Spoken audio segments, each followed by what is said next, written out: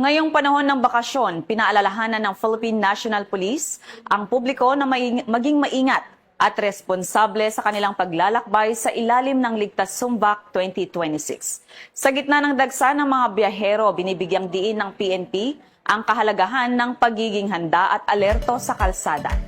Paalala sa mga motorista, siguraduhin nasa maayos na kondisyon ng katawan bago bumiyahe at iwasan ang pagmamaneho kung pagod o inaantok.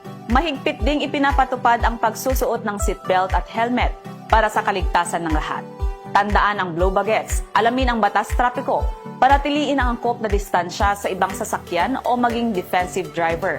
Huwag ring gumamit ng gadget habang nagmamaneho. Bawal magmaneho ng nakainom ng alak o lasing.